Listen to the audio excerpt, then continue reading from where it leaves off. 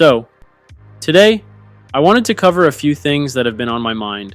I initially didn't want to address it since I haven't played KCD2 yet, but the whole pricing fiasco surrounding GTA 6, and now the discussion in the InZOI Discord about early access pricing caught my attention. I also wanted to dive into the drama surrounding KCD2 and the controversy over some of the new content, like the inclusion of a certain storyline. Just wanted to share my 2 cents and see if it adds value to the conversation. So, let's get into it while I play a bit of Lollipop Chainsaw and Dead Island 2. GTA 6 pricing and its implications. Let's start with one of the most anticipated games of all time, Grand Theft Auto 6. There's a lot of buzz, and understandably so. The gameplay, the graphics, the sheer world-building Rockstar is known for. It's poised to be groundbreaking. But here's the kicker.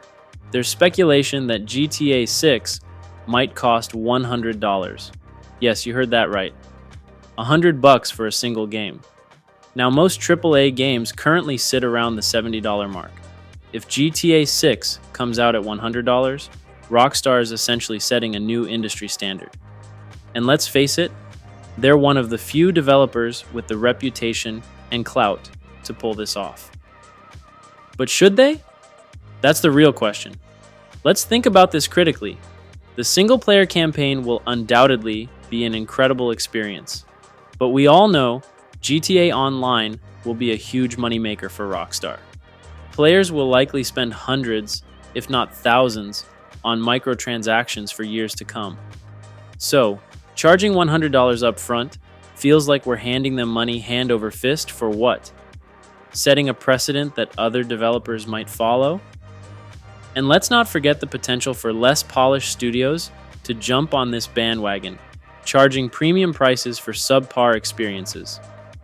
We've seen this happen before with Ubisoft's Skull and Bones, a game they billed as a quadruple A experience, and fell flat, both in terms of quality and sales.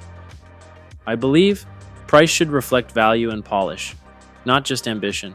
InZOI early access and pricing fairness. Next, let's talk about InZOI, a game that's been a recurring topic on this channel. It's set to enter early access in March 2025, and while it's shaping up to be an impressive life simulation, there's been some chatter about its pricing. Some folks in the InZOI Discord think it should launch at full price, even in early access, as a way to support the hardworking developers at InZOI Studio. Here's my take. Early access games should be priced reasonably, reflecting their unfinished state. A lot of successful early access titles, like Baldur's Gate 3 and Mirthwood, adopted a model where players pay a reduced price initially, and then an upgrade fee when the full version releases.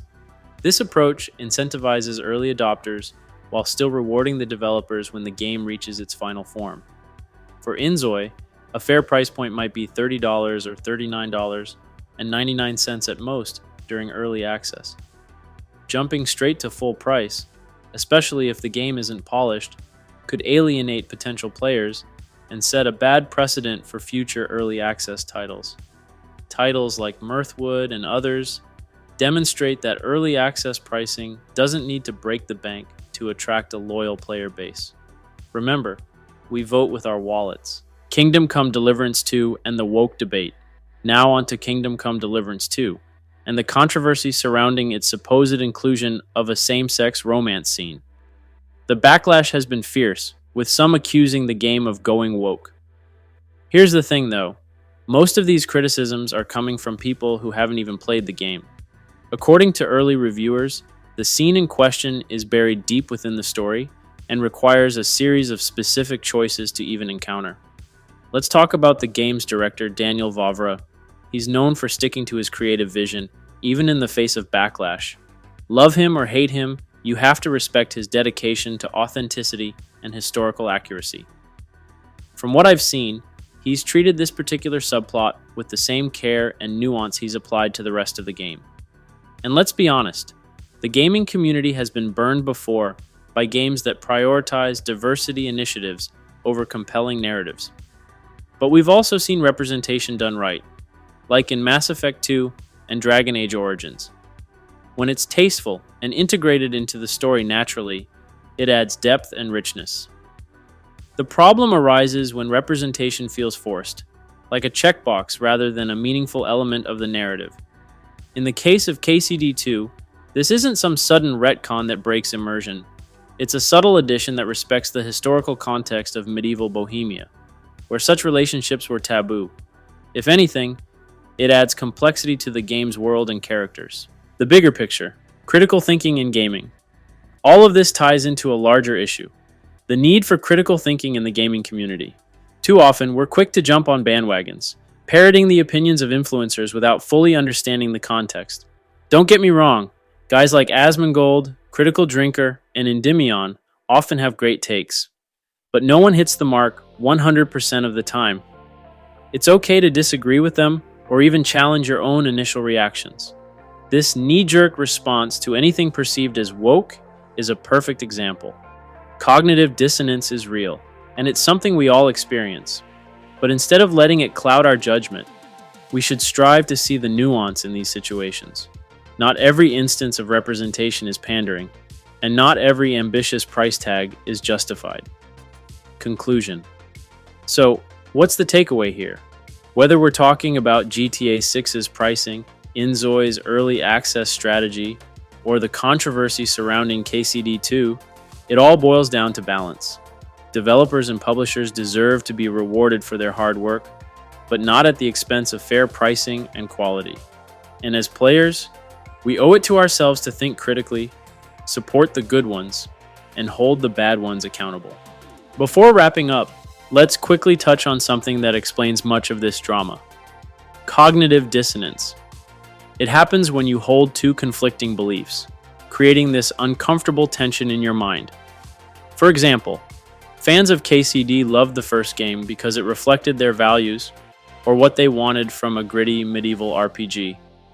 However, the inclusion of a same-sex romance in Kingdom Come Deliverance 2 challenges that belief, and the brain's natural response is to resolve the conflict, either by rejecting the game, justifying the addition, or adjusting their beliefs. This reaction is normal, but pausing and thinking critically is essential. Does this one scene ruin the game? Is it possible that it adds depth or aligns with the historical setting? Instead of reacting emotionally, consider the nuance.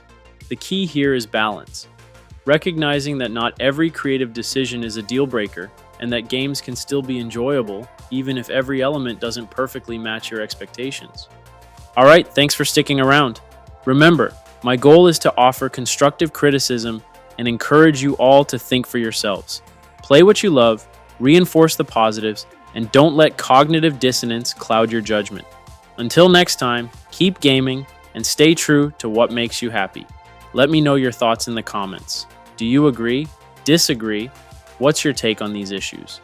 And hey, if you enjoyed this rant, don't forget to like and subscribe for more. Stay awesome AFK. The only way we're going to get through this is by sticking together, being a team.